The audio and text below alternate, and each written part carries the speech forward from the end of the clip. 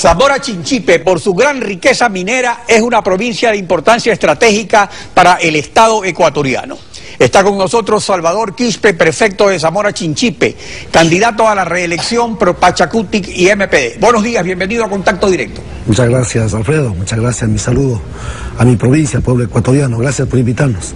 En las elecciones del 2009, Pachacutic participó apoyando al presidente Correa para la reelección, pero en Zamora Chinchipe no hubo un candidato único de Pachacutic con Alianza País, sino que usted se impuso electoralmente con 19.000 votos sobre 6.000 a José Paqui, candidato de Alianza País, que quedó tercero. En las elecciones del año pasado para asambleístas, Clever Jiménez también se impuso con más del 50% de los votos. Las diferencias políticas con el presidente Correa vienen entonces desde antes de las elecciones del 2009. ¿Y por qué son? ¿Cuáles son? Bueno, en Zamora Chinchipe fundamentalmente porque, como se puso ya en el antecedente, una provincia muy rica en minerales. El problema es que la política minera que ha diseñado el gobierno del presidente Correa es una política que favorece enteramente a los intereses canadienses y ahora últimamente a los intereses chinos, representados por las empresas EXA, por las empresas Kinross, por la Elipe, por la Goldmarca, en fin, una serie de empresas que están asentadas en toda la franja de la cordillera del Cóndor. Entonces, esto es lo que nos preocupa profundamente a los zamoranos chinchipenses y debería preocuparnos a todos los ecuatorianos. Y cuando un minero del pueblo quiere trabajar haciendo minería, resulta que es ilegal y desde el 2009 no han sido capaces de legalizarles y de reconocer sus derechos y de apoyarles con tecnologías para minimizar los impactos ambientales, en fin, una serie de cosas. Pero solo desde el 2009, ¿por qué? Por lo que hubo la ley que dictó la constituyente. A raíz de la última ley que está vigente a partir del inicio del año 2009. Entonces, esta es la enorme preocupación que existe en mi provincia. Hacemos esfuerzos por compartir esta preocupación con el pueblo ecuatoriano, de ahí la marcha de marzo del 2012 y todo este trabajo que venimos haciendo. Consideramos que de implementarse la minería tal como está diseñada hoy, Alfredo, el Ecuador simplemente se quedará en la historia como un país minero, pero la minería, los beneficios no será para los ecuatorianos, será para los chinos, será para los canadienses, tal como ha pasado en los años anteriores con el petróleo. Esto es lo que queremos pero la evitar. riqueza minera de Zamora Chinchipe en la cordillera del Cóndor por fin se puede explotar luego de que se firmó la paz con el Perú. Entonces, y es de la mayor importancia para el futuro del Ecuador. Ahora, ¿por qué se oponen a su explotación concretamente? ¿Qué es lo que piden para que ésta se pueda llevar a efecto? ¿Cuál es la posición de ustedes? ¿O es simplemente decir aquí no se explota nada? A ver, hemos dicho varios temas. Primero, hay una constitución. Hay una constitución que ha sido promocionada en el mundo entero por incluir, por ejemplo, los derechos de la naturaleza. Ha sido promocionada en el mundo entero por incluir los derechos del agua, los derechos colectivos. Nosotros nos preguntamos dónde se quedan esos derechos al explotar esos proyectos, tomando en cuenta que son los últimos rezagos de territorios donde vive la nacionalidad shuar, la parte baja de la cordillera del Cóndor, en la franja del río Zamora, el río Nangariza. Primero. Segundo, si se explota el cobre, si se explota la minería, yo le he preguntado al entonces ministro de los sectores estratégicos, hoy vicepresidente de la República, ¿cómo van a controlar los niveles de producción, calidad y cantidad de los minerales extraídos si recién se va a refinar en la China? La respuesta del ingeniero Jorge Glass fue: mandaremos un grupo de técnicos a la China para que verifiquen los niveles, la cantidad y calidad de todos los minerales. A nosotros nos parece que estamos entonces a las puertas de una goleada sin precedentes en contra de los intereses nacionales. Todo esto es lo que nos preocupa, Alfredo. Pero el procesamiento de los minerales dentro del país a su vez no provocaría mayor contaminación, porque hay otro asunto particular. O sea, la cordillera del Cóndor tiene fuentes de aguas, no es como explotar minas en un desierto como sucede en Sudáfrica, en Australia, en Perú, en Chile. Por eso pensamos, primero debería hacerse una consulta amplia. Si efectivamente es la minería el camino con la cordillera del Cóndor, ¿Por qué no hacemos un trabajo colectivo, un trabajo amplio? ¿Por qué no se pone en práctica lo que se pregona? Se dice que hay participación ciudadana, pero eso no existe en este momento. Lo que existe es una decisión desde Quito, desde un grupo de gobernantes, y eso es todo. Deberíamos hacer una consulta, una evaluación, una reflexión en torno a eso. Y si es que finalmente esa es la conclusión de hacer la minería, evaluemos todos esos elementos, porque ya están metiendo la cuchillada a la cordillera del Cóndor. Es decir, los efectos ambientales se vienen, refinando o no aquí, pero debería ser un análisis profundo. Entonces, esto es lo que nos preocupa. Hoy participamos electoralmente nuevamente, pero nos ha causado sorpresa verle al señor vicepresidente de la República, casi parece que ha fijado domicilio en Zamora Chinchipe.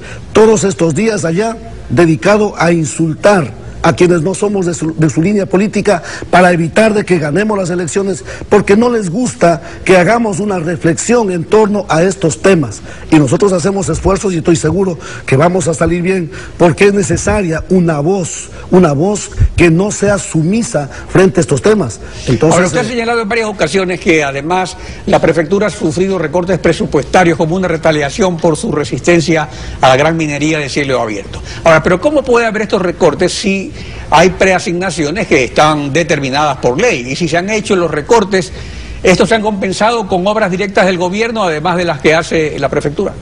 Bueno, han habido una serie de formas de cómo no le han permitido acceder a los recursos. No solamente son los fondos preasignados por el cotado, por la ley 010, que a propósito debería ser revisada la ley 010, porque esa fue reformada cuando el barril de petróleo estuvo en $40, nos dieron 50 centavos adicionales, es decir, $1. Hoy el barril de petróleo está por sobre los $80. Al menos deberían duplicarnos a $2 para la Amazonía, si hablan de cariño a la Amazonía, pero ni eso siquiera se ha podido hacer. Pero es que además estoy a punto de recibir un crédito del Banco del Estado para construir en la segunda y la tercera fase del Parque Lineal de Zamora. Y cuando estuvimos a punto de recibir ese crédito, gracias a todo un tongo que hicieron entre las autoridades nacionales del alcalde de Zamora, suspendieron el crédito, no nos dieron el crédito y no se hizo el Parque Lineal. Ofrecieron hacer desde la Revolución Ciudadana y hasta el día de hoy no hay una sola piedra construida. No solamente le han hecho un daño al prefecto, le han hecho un daño a la ciudad de Zamora, a la provincia de Zamora Chinchipe. Son las distintas maneras de cómo han tratado de coartarnos, Alfredo, pero eso no ha sido suficiente para que ellos nos puedan parar. Hoy participamos de estas elecciones y vamos a ganar las elecciones este domingo que viene, y por eso es que andan preocupados. Y como nunca antes hemos visto un presidente de la República, un vicepresidente de la República todos los días en Zamora. Hoy están en Zamora preocupados por eso, tratando de auxiliar a sus candidatos de la bandera verde. En Zamora Chinchipe no va a ganar Salvador Quispe, va a ganar toda esa provincia, va a ganar el intelecto, va a ganar el razonamiento, va a ganar la reflexión, y a eso es lo que nosotros hacemos esfuerzos porque salgamos adelante. Bueno, pero Zamora Chinchipe constituye casi como el último baluarte, porque incluso Pachacuti en las elecciones del 2009 fue uno de los partidos, de los movimientos que más prefectos y alcaldes obtuvo. Ahora veo que incluso ya en Imbabura, que era una provincia fuerte, han presentado pocos candidatos a las alcaldías, luego tienen algunos en Cotopaxi, y luego en Riobamba, en Chimborazo también, bueno, el prefecto y todos los demás. Entonces, ¿de qué manera los ha afectado estos recortes presupuestarios electoralmente a Pachacuti en las provincias donde antes tenía una fuerza electoral? Bueno, la Biblia dice que no solo de pan vive el hombre, Alfredo. También sobrevivimos de otras maneras, la minga entre las juntas parroquiales, los municipios, las organizaciones sociales, las organizaciones productivas, la cooperación internacional, que aunque desde Quito se nos quiere coartar también la cooperación internacional, pese a que esto es una facultad que nos da la Constitución. Sin embargo, si no tenemos la venia de Quito, no podemos acceder a la cooperación técnica, a la cooperación financiera de nuestros amigos internacionales. Sin embargo, hemos conseguido. Y ahí estamos. Yo estoy seguro que no será solo Zamora Chinchipe.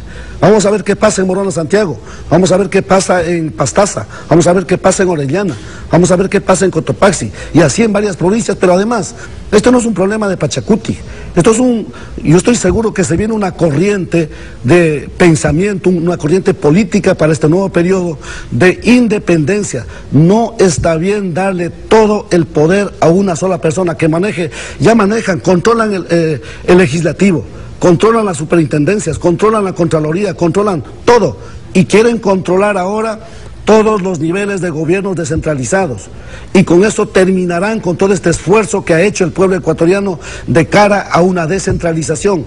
Ha regresado el centralismo como nunca. Crean instituciones como Ecuador Estratégico para que suplante las acciones de los gobiernos descentralizados. Hay obra, es verdad que el gobierno está haciendo obra, porque no puede ser menos. Con tanto dinero que tienen, algo deben hacer. Lo que ocurre es que ese dinero que deben transferir a los distintos niveles de gobierno descentralizados no lo están haciendo, y lo hacen a través de instituciones como Ecuador Estratégico. Es decir, esta es la mejor muestra, la mejor prueba de que el centralismo ha vuelto y trata de enraizarse. Eso va a ser de mucho daño, no para Salvador Quispe, no para Zamora Chinchipe, va a hacer mucho daño para la estructura administrativa política del Ecuador entero. Nosotros hacemos un llamado, felicitamos a Quito por esa reacción. Quito debería dar el ejemplo, y nosotros todos hacemos un trabajo. ¿Para qué? Para que haya un equilibrio político entre el gobernante nacional y los gobiernos descentralizados y la verdadera ciudadanía. Así es que vamos a trabajar en eso, vamos a hacer un esfuerzo pese a toda esta forma de cómo han llegado a descalificarnos, a tratarnos de todo.